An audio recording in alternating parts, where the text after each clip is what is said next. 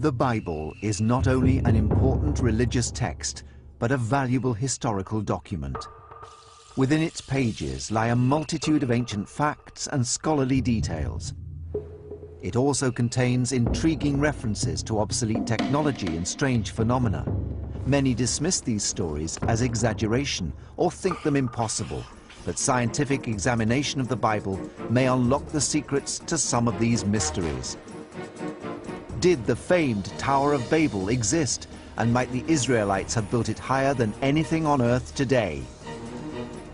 Could David have killed Goliath exactly as the Bible describes? Did the ancients discover a miraculous technique that created fire from water? And could the Ark of the Covenant really have flown, using a super science so mysterious it's only now being rediscovered? We use the latest technology to recreate these phenomena and decode the words of the Bible to explore the forgotten knowledge of the Holy Land. The lost science of the Bible is our ancient discovery.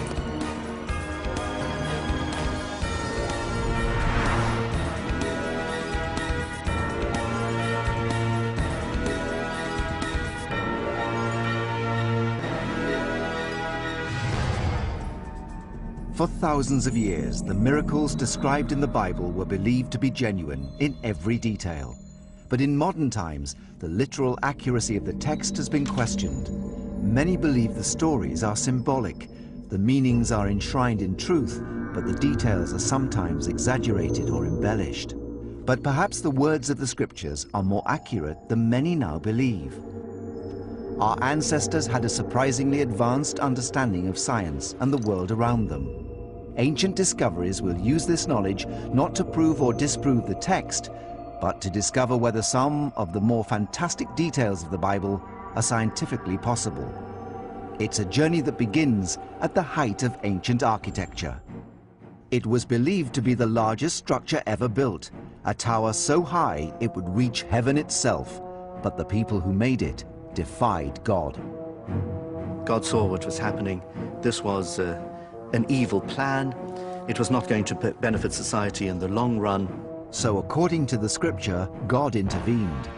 People started to speak different languages. They started to argue with each other. And the disunity caused them eventually to disperse, and the tower came crumbling down. It was called the Tower of Babel, and some believe it really existed. The world's tallest building today, the Burj Dubai, is over 2,600 feet high. But what if modern science could show that the Tower of Babel may have been even higher? The Tower of Babel was just like one of the skyscrapers that we have today in our cities. You know, often the top of it is covered by cloud. They said it's so large it reaches heaven. Come, let us build ourselves a city with a tower that reaches to the heavens.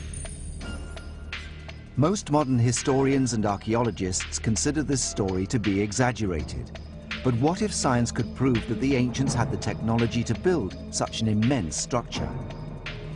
One approach is to test ancient materials and architectural techniques to find their limits. Using information gleaned from the pages of the Bible, modern science can begin to calculate how high these early engineers could have built. The story says that when they came to build the tower, they used brick. How high could an ancient brick structure have been? If one wanted to figure out how tall a building you could build with a brittle material like bricks, you can get a rough idea of this by calculating the weight of one brick and then figuring out how many bricks you could pile on before it starts cracking unacceptably and falls apart, so your foundation starts crumbling. The first step in this investigation is to reproduce an ancient brick. Lynn Hobbs is Professor of Materials Science at the Massachusetts Institute of Technology. He's making a sun-baked brick out of clay, employing the same technique used 3,000 years ago. Straw and sand are added to bind the clay together, strengthening the resulting brick. The next stage is to dry it out. And the easiest way to dry it out is just leave it in the sun. And then the brick gets hard.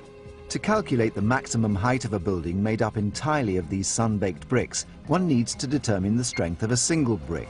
To do this, Professor Hobbs uses an Instrom machine, which crushes the brick in a steel press until it breaks. The maximum load that this brick sustained was 800 pounds, and that's over 2 square inches. This is the crushing weight that a single brick can withstand vertically. So that means that a brick laid down could take 800 times 5, or 4,000 pounds. Each brick weighs 1 pound, so they could be piled 4,000 bricks high. So if we have 4,000 bricks, each 1.25 inches high, that equals 500 feet. A 500-foot structure would be as tall as America's Washington Monument. But archaeological evidence suggests the Tower of Babel could have been even higher. The story is set in ancient Mesopotamia, modern-day Iraq and Syria. This land still contains the ruins of massive ancient structures called ziggurats. Ziggurats were the skyscrapers of Mesopotamia. The temples built atop them were believed to be the dwelling place of the gods. The dozens that still stand today have been dated by archaeologists as from the same era as the story of the Tower of Babel. They were created first around 2000 BC. The ziggurats have endured because of their extremely strong pyramidal structure. Well, the ziggurats are part of a very ancient tradition, and so the people of ancient Iraq were very experienced in dealing with the materials for the platform. They understood that the increasing weight of these platforms needed spreading of the load. Buildings with a wide base, like the Great Pyramids at Giza, spread the load better than straight towers. This makes them more stable and able to be built higher. A pyramid could be built 3 times higher than the tower.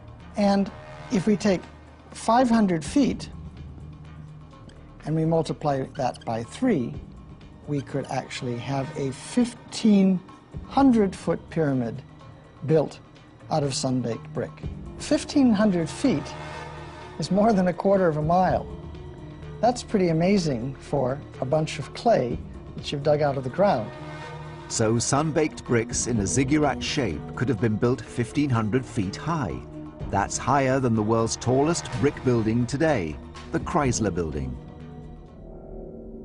But the Tower of Babel could have been even bigger, thanks to a revolutionary technology so important it's mentioned in the pages of the Bible. They said to each other, "Come, let's make bricks and bake them thoroughly." That treatment of burning the brick changes its properties quite drastically. It makes it much stronger. Firing a brick at 1,500 degrees Fahrenheit for 24 hours, as the Mesopotamians did, causes the clay particles to fuse together. This results in a much stronger building material. But how much higher could the Tower of Babel have been using the more robust fired brick technology? Our sun-baked brick could take 800 pounds of weight. The fired brick should be much stronger. We already have 1,000 pounds on the brick, much more than we had on the sun-dried brick. You can see it's starting to crack at about 2,000 pounds. Now we're up to 5,000. Almost 6,000 pounds for strength. There we go. As you can see, it almost exploded. At 6,000 pounds, the fired brick is 7.5 times stronger than the sun-baked brick. Professor Hobbs uses these new results in the same calculation to determine how high the ancient Mesopotamians could have built. That's 2 miles. So in principle, using fired brick, we could build a pyramid 2 miles high, well up into the heavens. That's about 4 times higher than the world's tallest building today. So in theory, it's possible that the ancient Mesopotamians could have built into the heavens, So high, they would have suffered altitude sickness. But in practice, would they have had the resources to do so? Even though theoretically we could have a 2-mile-high ziggurat, it would have been impractical because the fired brick consumes so much energy to produce. We understand the story of the Tower of Babel to have actually happened. Just look at any skyscraper in a metropolis and you'll see great towers reaching up to the heavens. From a towering building to a gigantic warrior, can modern analysis of biblical text also shed light on the famous story of the shepherd boy David, who single-handedly killed the giant Goliath? Was there a weapon and technique deadly enough to fell a giant with just one blow? It's one of the most famous underdog stories ever told. An attacking force armed with technologically superior weapons is led by a giant warrior feared by all. But he's brought down by a single stone, slung by a boy named David. With a sling and a stone, David smote the Philistine giant. David not only defeated Goliath, but defeated the Philistines, and by defeating the Philistines was actually the motivating force for the beginning of the history of Israel. But how difficult would it have been for a boy to strike and kill a giant with just one stone?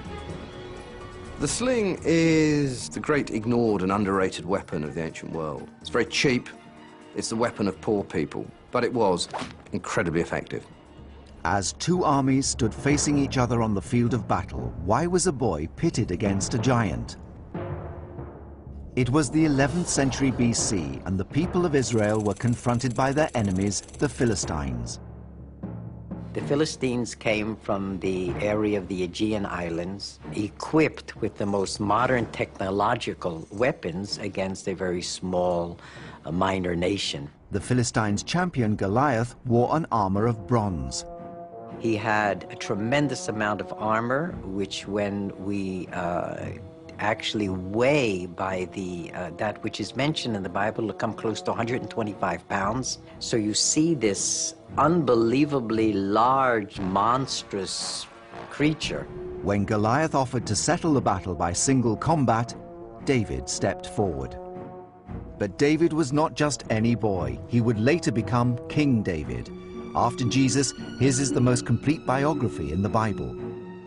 I think that David had a plan because, as he mentions to Saul, I can handle Goliath just as I have handled the bears and the wolves that attacked my flock. My flock now is the Israelite army. My weapon is the slingshot. There is the wolf and the bear. Ancient discoveries will use modern technology and clues from the Bible itself to determine David's technique. First, we must find the perfect sling for one-to-one combat. The most advanced sling of ancient times had been adapted to give extra power. This device I'm holding is called a staff sling, which is basically a sling which is attached to a long pole. The pole gives the slinger a greater reach and therefore more power in every throw. This made it a favorite for heavier projectiles like the primitive bombs used as mortars on ancient battlefields. But would this have been the best sling for David to use against Goliath? I think the idea that David could have used a staff sling is fairly unlikely. This isn't a particularly accurate weapon. The way I like to think of this is that the highly trained hand sling throwers were more like a modern-day sniper in that they were highly skilled, highly trained, and they could send a very small projectile with amazing accuracy. David needed a hand sling. The kind of slings that are used in the Near East throughout the late Bronze Age are made pretty much like this. It's braided out of hemp. This is the sort of projectile that was used in Judea, in Israel. You're looking for a very specific size and shape, a nice smooth oval shape. The aerodynamic shape improves the accuracy of the throw. You need a certain amount of weight to get the projectile to stay in the pouch of the sling happily. If it's too light, it will just fall out as you swing the sling back. If it's too heavy, it won't go as fast when you shoot it. So between those parameters is the ideal sling stone. He chose 5 smooth stones from the stream, and with his sling in his hand, approached the Philistine. With a sling and stones like the ones David himself might have held, we can test this weapon's capabilities. Luis Pons Livermore is the slinging champion of the Balearic Islands, home for millennia to the world's greatest slingers. The Balearic Islands get this reputation of being the best slingers in the ancient world. They get an inherited expertise in using the sling. Luis has travelled to the Holy Land to test the destructive power of a replica Iron Age woolen sling and stone. He's investigating the technique David would have used to bring down Goliath. The sling is like an extension of the arm. It has three sections. One ring is here, then there is the middle part where the stone goes. It ends in a knot here. You put your middle finger in here and you hold it in a pinch, not a grip. The stone is put in the top part of it. You simply spin it 3 times, stretch your arm, and open your hand. The snap heard from a slingshot is a sonic boom. So much power is released that the end of the sling actually breaks the sound barrier. Luis has erected a 9-foot Goliath target whose forehead is represented by a load cell, a device that measures impact. It's only 4.6 square inches in area, equivalent to the region of Goliath's forehead that was not protected by armor. The device will tell Luis just how much force would have hit Goliath's skull. But for a missile the size and shape of a sling stone, how much force would be required in order to kill? If we're talking about how much force that is necessary to kill somebody by an impact to the brain, anything over 3,000 newtons spread over an area of 30 millimeters squared is enough to kill a human being. A shockwave goes through the brain and causes the brain to strike the inside of the brain case, irreversibly damaging the brain tissue to such an extent that it couldn't work again. 3,000 newtons or 3 kilonewtons is equivalent to the force necessary to smash a concrete block in half. Luis prepares his sling for the test. The target is tiny, equivalent to the only area of Goliath's forehead that was not protected by armor.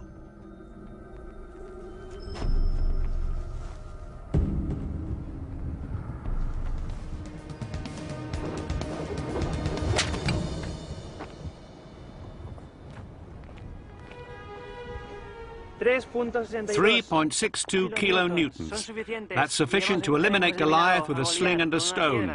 Goliath is now dead. He slung it and struck the Philistine on the forehead. The stone sank into his forehead and he fell face down on the ground. To have achieved such a shot must have taken extraordinary skill and nerve. Even Luis, a champion slinger, has found it exceptionally difficult to attain power and accuracy at the same time. To be able to take out an armoured man with one sling stone is a lucky or an incredibly skillful shot, even for a very skilled slinger. He must have been endowed with some tremendous skill, ability, and capability that came to the fore at the time of a crisis. And the fact that he was able to face a crisis successfully is one of the basic requirements for ultimate kingship. Ancient discoveries has shown that it is possible for a boy to sling a stone with enough power and accuracy to kill a giant.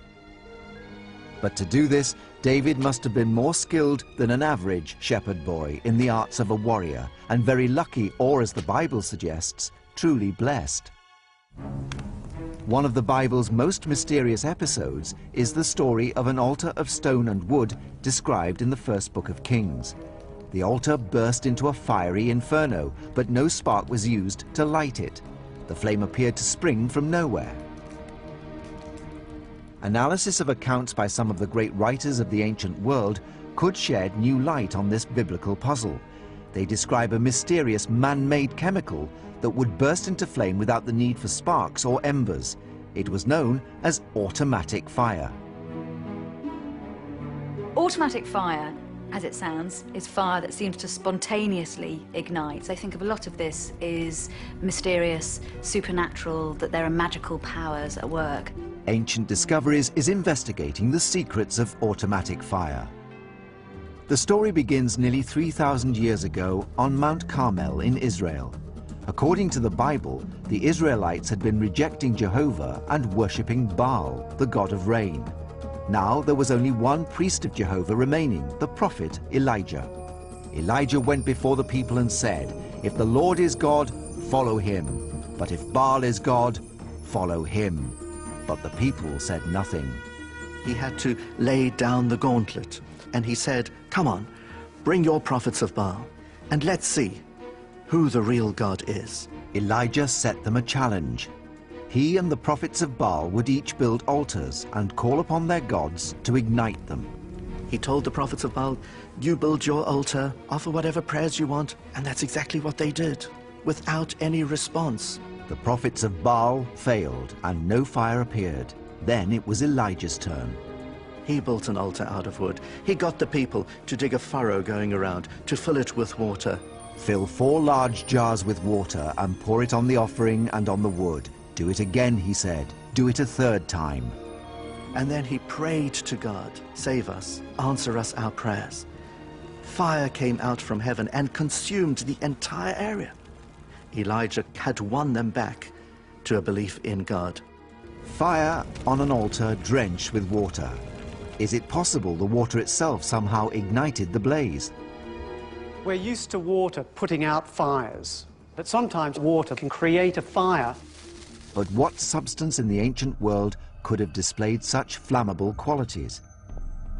Documents written in 232 BC contain clues about the mystical substance automatic fire. There's this man called Julius Africanus who lives in Jerusalem who talks about this automatic fire. What it probably is a mixture of naphtha and sulfur and quicklime. Because this was such a potent thing, the recipes for automatic fire were always very, very closely guarded. The secret remained hidden for several hundred years. Then, in the 1st century AD, the great Roman historians Pliny and Livy both wrote accounts of this magical mixture igniting with water. Using these accounts and the components they describe, ancient discoveries will attempt to relearn the secrets of automatic fire. Tim Gallagher is the head of chemistry at Bristol University. He's conducting our experiments only using substances available in Elijah's time.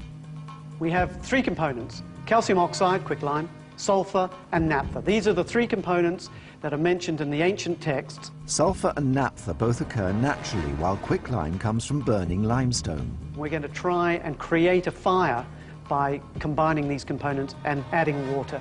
The easiest way to start a fire with water is to have a reaction that generates a lot of heat. And in principle, that heat could then ignite something close by that's also flammable. Fires start when a flammable fuel is subjected to heat. When you mix water with quicklime, you generate a lot of heat. The reaction of water with quicklime is highly exothermic. An exothermic reaction is one that releases heat into the atmosphere. This happens because chemical bonds are being formed between the water and the calcium in the quicklime. And what I'm going to do now is cook an egg with the heat that's generated by the quicklime. Over 500 degrees Fahrenheit now. I didn't think we would generate such a large amount of heat so quickly. If you can harness that heat in the presence of something that will ignite, then you have a way of generating fire with water. But what we don't have in here is anything that will catch fire. Tim is going to repeat this experiment in the presence of 2 fuels, naphtha and sulfur, to see whether these will ignite from the heat generated. But this test will be on a much larger scale. Tim has built a replica of Elijah's altar.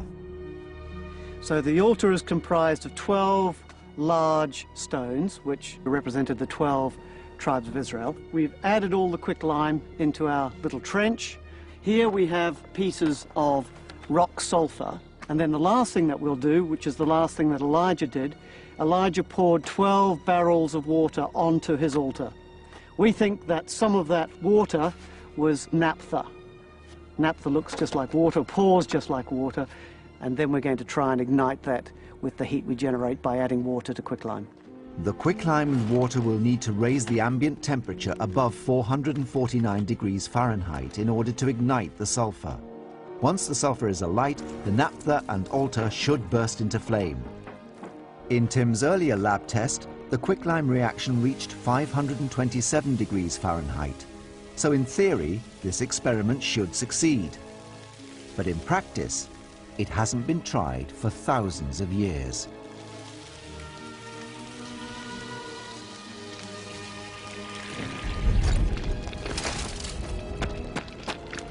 It's catching, so it's igniting the naphtha. That will spread the fire, and you can see it now spreading through, and everything's coming from the quicklime end of the altar. So you can see now the fire is really beginning to build up. It doesn't prove that this is how Elijah created the fire. What it says is this is a possible way that you could have created the fire. The ancients knew about quicklime, they knew about the reaction between quicklime and water, they had naphtha available to them. So certainly this remains a possibility as a way that one could utilize that chemistry knowledge to create a fire using water. Thousands of years ago, the ancients had an advanced understanding of substances and their reactions. But how they used this knowledge and how much secret wisdom remains lost to science may never be known. Another closely guarded secret of ancient times was an early biological weapon, a toxic honey used by a desperate army to poison its enemies. Bees, wasps, and hornets can strike fear in otherwise brave men. Even today, bees kill up to 100 people each year. And in biblical times, military leaders use this fear to terrify enemy armies. In the Bible, if you take all the references to bees, you will notice that some of them present bees as being a danger, as being even a lethal weapon in war. And I will send hornets before you, which shall drive out the Hivite, Canaanite, and Hittite from before you. People develop all kinds of ways to use bees. They pack them into little clay pots, which are almost like hand grenades. They attach whole hives to catapults and shoot them into cities. An ancient account by the Greek historian Strabo contains evidence that this weapon was taken one step further. In 67 BC, something happened in the north of Turkey that's still not fully understood by today's historians. This strange example of biological warfare against the Roman army involved a honey trap of a deadly nature. There's hugely varied different forms of power struggles going on throughout Roman history. Lots of kings who are very unhappy with their lot and try to rebel. One of these rebellions was led by King Mithridates. He became one of Rome's most successful enemies. He really gives the Romans quite some trouble. The Roman general Pompey the Great was charged with leading a large army against King Mithridates. After a year of battle, the two forces reached the shores of the Black Sea in northern Turkey. The Romans have the upper hand and Mithridates is retreating. What he does very cleverly, though, is he leaves in his path these pots of honey. The Romans advance, they come across what they think of as delightful little tributes from a fading enemy, eat the honey, but it turns out to be viciously toxic. Was this honey a ready-made biological weapon?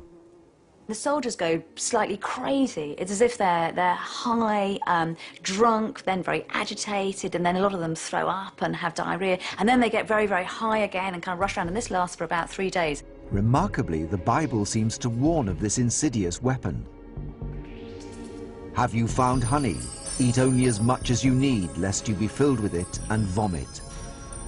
But how can honey be toxic? The answer lies in the rhododendron bushes that cover the hillsides of northern Turkey. There are many examples in nature of toxins, and the rhododendron plant itself is capable of producing natural toxins. These toxins are called terpenoids. They're found in the nectar collected by bees. These terpenoids can become incorporated into the honey from the nectar that the bees are gathering from the rhododendron plant. For a window into how honey intoxication by terpenoids affects the body, Ancient Discoveries has brought in a human guinea pig, former military officer David Shaw. He'll be administered 15 fluid ounces of the terpenoid solution under medical supervision. I'm pretty anxious, really. It's kind of a step into the unknown with this test. The side effects listed range from just mild dizziness and perspiration to vomiting and coma. Dave will be overseen by Dr. Adam Cunliffe at the Human Performance Laboratory at the University of Westminster. Dave will be put through a test that will push his cardiovascular system and coordination. He will carry out this test twice, once before and once after taking the terpenoids. Dave runs at 10 miles per hour for 10 minutes. The test will measure his heart rate and oxygen consumption at low levels of activity. Your heart rate here was 164 on average throughout that test. And we can also see your oxygen consumption, and that turned out to be about 3.8 litres per minute. And it's the oxygen which is required by the exercising muscle.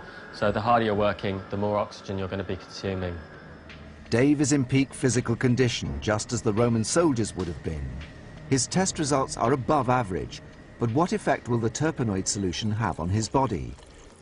Terpenoids are highly toxic, and Dave is only able to do this under strict medical supervision. Really, we want to see if his performance is affected. Dave's looking a little bit unsteady on the treadmill. He's finding it difficult to keep in the centre of the track. His heart rate's about 10 beats higher per minute than it was in the previous experiment, and his respiratory exchange is quite a bit higher than it was on the previous test. His performance on the treadmill was significantly affected in a negative way. When we looked at his physiological data, we saw that he was working harder, running at the same speed. Any form of coordinated movement, as a battle would certainly involve, would be seriously affected. I had no control over my cardiovascular system, and obviously the results show that I was greatly diminished. In essence, we could see it as an early application of a kind of chemical or biological approach to warfare in getting the opposing forces to actually ingest this toxic substance. You could see it almost as a form of culinary Trojan horse. The results suggest that consuming toxic honey upsets coordination and accelerates fatigue. The 3 squadrons of Pompey's army that found and ate the honey on that fateful day in 67 BC became violently ill. That night, the Romans, still suffering from the effects of the toxin, were annihilated by King Mithridates' army. War drove the development of technology in biblical times. But while making weapons, did the Israelites also discover a super science that would allow objects to levitate? The Ark of the Covenant, containing the 10 Commandments of God, was said to have been able to fly. Can modern research show that this was scientifically possible? Well, now the Ark is really levitating, hovering freely in the air. The most powerful religious object in the ancient world was the Ark of the Covenant. We call it the Mysterium e Tremendum. It is this tremendous mystery of divine power, all concentrated within a small architectural device. It was said to be able to levitate, to bear its own weight in thin air. It was there, moving by itself, supporting those who were carrying it. Was this a demonstration of divine power, or is there another explanation? Could the levitation have been achieved by lost technologies, technologies that are only now being rediscovered?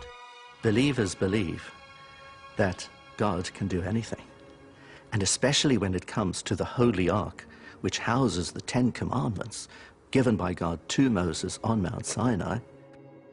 The Ark is mentioned in the Bible, the Quran, and the Hebrew Torah. But the most mysterious story is that of Uzzah. We know from the first book of Samuel how in the days of King David the time had come for the Ark to come back home to Jerusalem. Oxen were pulling a wagon on which the Ark was resting. Uzzah noticed that the oxen started to fall to the ground. He feared instinctively that the Ark could fall, and so he put out his hand to steady the Ark, and as soon as he did that, he dropped down dead. Why? Actually, the Ark didn't need an Uzzah or anybody else to steady it. God said to him, Uzzah, it bears those that carry it. Can it not certainly bear itself? God was powering that Ark forward. Yes, it was levitating through the air with that power coming from God. But can science offer an alternative theory? Modern scientists have uncovered a set of materials with surprising properties. They're called superconductors and could explain the miracle of levitation. Superconductivity is one of the great frontiers in physics. Superconductor expert Professor Tom Johansen at the University of Oslo in Norway is investigating the phenomenon of levitation by superconductor. I have a magnet here, and if this is in the vicinity of the superconductor, when I cool the superconductor, what is going to happen is that the superconductor recognizes that there's a magnetic field surrounding it, and it's going to react on that. The unique properties of a superconductor create an effect called stable levitation, but they only work under very specific conditions. There are many materials which are superconducting by itself. For instance, aluminum, lead, many elements are superconducting. The materials used to make superconductors were common in the ancient world. But you have to cool them far down in order to get those properties. Elements will only superconduct below a critical temperature. To raise this critical temperature, metals are combined into alloys. I have here a piece of yttrium barium copper oxide, and this material has to be cooled below 91 Kelvin in order to get into the superconducting state. But this you can achieve very simply by pouring in liquid nitrogen. 91 Kelvin is equivalent to minus 296 degrees Fahrenheit. I can take the magnet and bring it closer, but if I now put my hand back, it will stay in the air. Magnetic levitation by superconductivity. But how can the magnet withstand the force of gravity? 3D specialist James Dean uses technology specially designed for ancient discoveries to investigate. When a superconductor is cooled below its critical point, the way in which electricity flows within it changes. If we take this superconductor and we place it in the presence of a magnetic field, we can see that the field lines of the magnet are inducing a flow of electric charge within the superconductor. These currents form tornadoes of charge called vortices, with the magnetic field passing through their core. If we zoom in and take a closer look, you can see that the vortices of current that the magnetic field has induced are passing through any little tiny defects they can find in the superconductor. These defects pin the vortices and therefore the magnetic field in place. And if we move the magnet, we're moving the magnetic field with it, which means that the vortices are being dragged away from their pinned locations. So they're resisting this movement, and if we push it and pull it, we can see that it's trying to pop back into place. In fact, we'll find that any force which tries to move the magnet, and thus the magnetic field, will be met by an opposing force, which tries to return it to the same location. This is the key to stable levitation. The pinning of the magnetic field opposes the force of gravity. So the magnet is locked in place because its magnetic field is locked in place, and it levitates above the superconductor. If the superconductor is moved, the levitating magnet will follow it, traveling at the same height along a plane. So the magnet not only levitates, it can also be moved through the air. But could the ancient Israelites have mastered such a science more than 3,000 years ago? Quite often when we look at ancient technology, we're amazed at the craftsmanship and the skill that goes into the production of objects. This was an age of highly sophisticated metallurgy. War across the Middle East was fueling the fires of advancement. Smelting processes were being improved to produce better alloys for weapons. While making these alloys, could the ancient Israelites have discovered this super science? If so, it would not be the first lost technology puzzling historians. Quite recently we were looking at Bronze Age spearheads, and they're amazingly fine castings, and we were trying to find a modern foundry that could replicate these. They all had great problems in achieving anything near the quality that the ancient metalworkers could do. Could the Ark of the Covenant have been levitated by a lost technology? Ancient Discoveries puts this to the test with a model of the Ark that will push stable levitation to its limits. To levitate this Ark is quite a challenge because it is a large object and it's heavy, and that I've never done before. At the bottom plate, I have attached 4 very strong magnets which are going to interact with the superconductors that you are seeing here. And I have put the spacer in between, so I have a gap between the Ark and the superconductor when I will cool them down.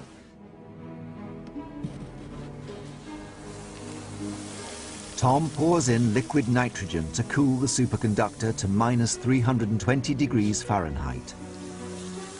For the experiment to be successful, the 4 supporting blocks must be removed one by one, until the ark is hovering above the superconductors.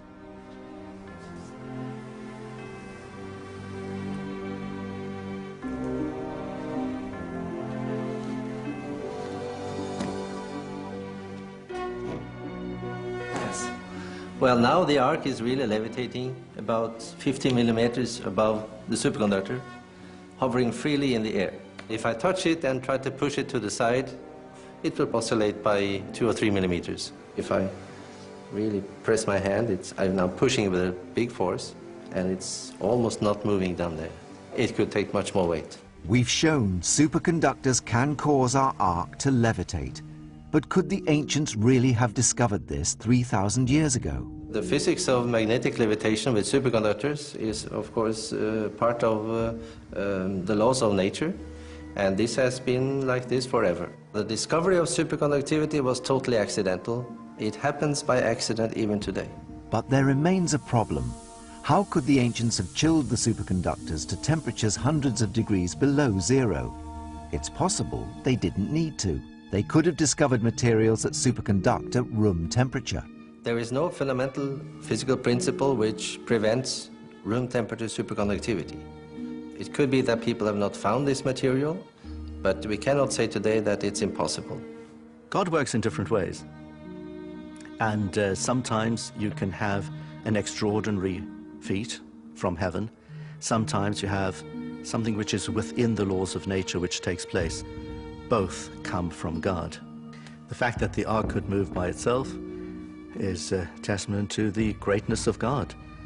It is not magic, but it's very fascinating physics. Modern science often helps to substantiate details and facts that are in the Bible. There are details within modern science which are incompatible with the biblical account of events, but often, actually, modern science can be an aid to strengthen our faith and to substantiate what's in the Bible. The mysteries of the Bible have intrigued scientists and historians for millennia. Its pages contain many clues to the ancient civilizations, cultures, and technologies of biblical times. Modern scholars have used this evidence to advance our knowledge of history, to show that ancient man had mastered chemistry, metallurgy, and even biological weaponry, and was able to build high into the heavens. Our modern technology brings the ancient world to life and reveals the lost science of the Bible.